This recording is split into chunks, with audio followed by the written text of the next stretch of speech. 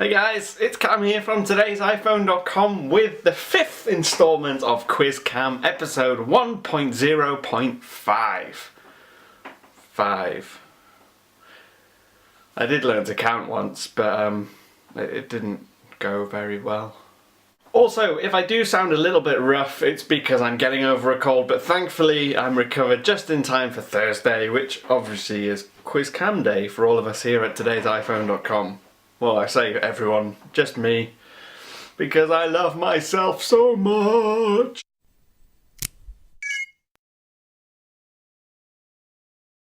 Question 1 from Luis Aguinaga.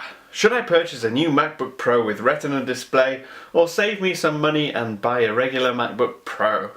Tough question. Now what you need to ask yourself first is, do you need the Retina display? Obviously that's where the bulk of your extra money is going. If you're not a graphics designer, if you don't work a lot in detail in that kind of area, then there's really no need for a Retina display. That's my sensible head talking.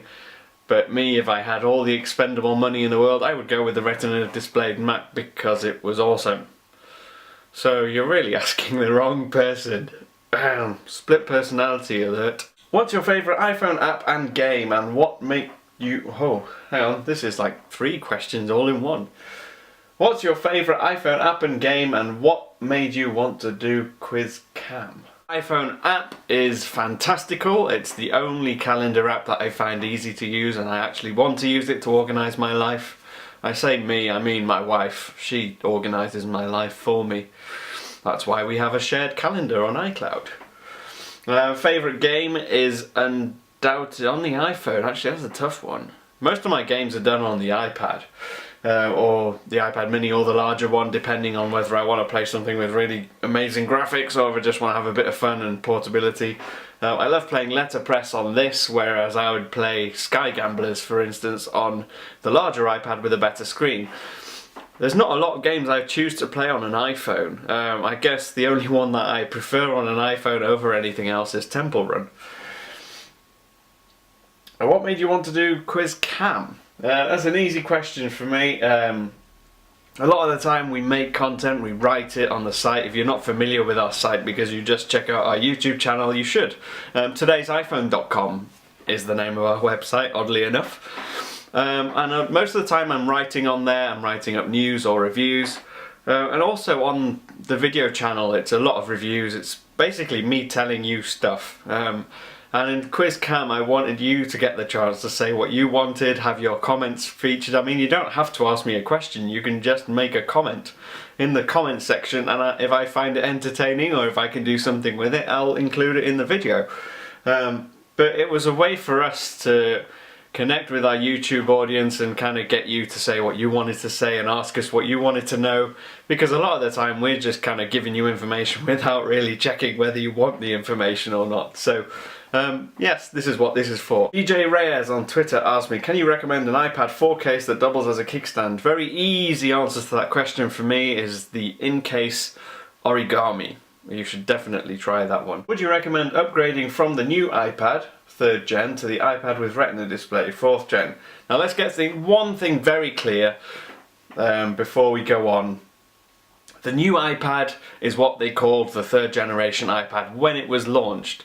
But they've changed the name now. It is the iPad with Retina display, which is obviously there's a 4th gen, but that just means they've changed the name of the entire series to iPad with Retina display to distinguish it from that, between that and the iPad 2, which doesn't have a Retina display.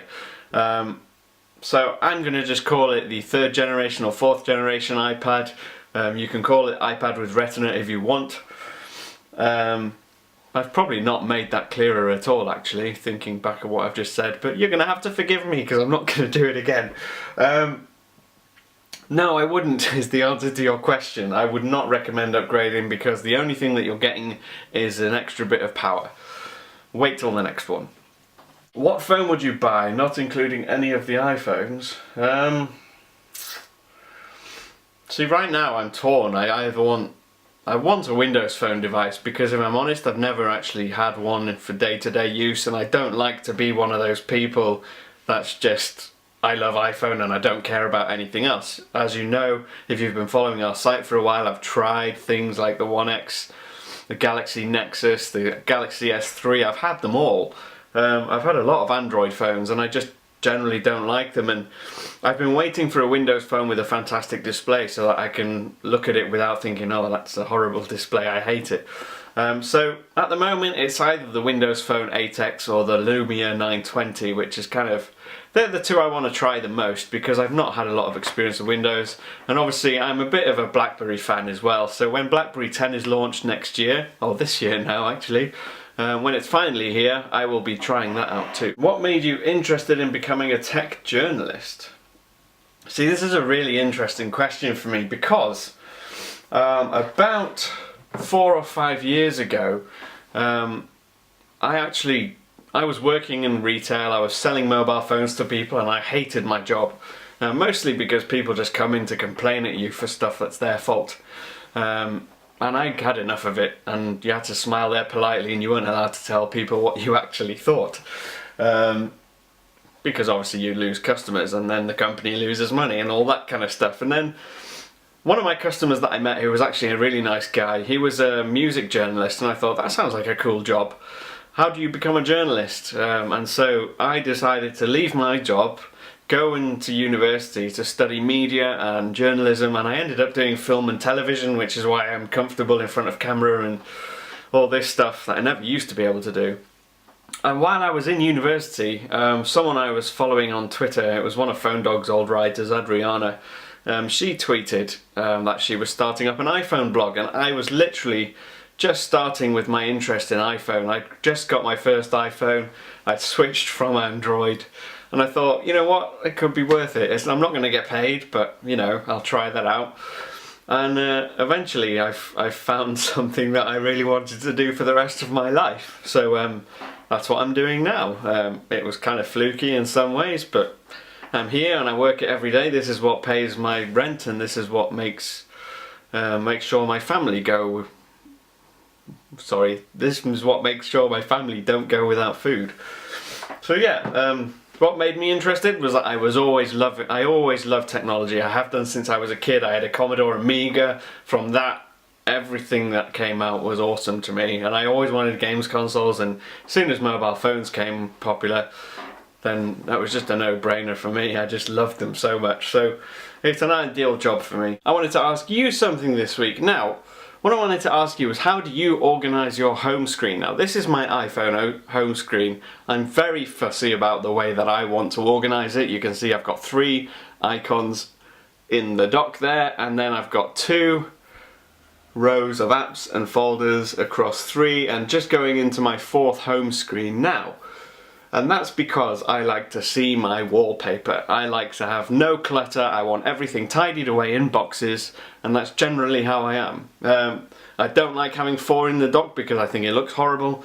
If I could get away with it, I would just have 1. But I want to know, how do you organise your home screen? You can tweet me your images at @TIP_cam, or you can just tell me in the comments below.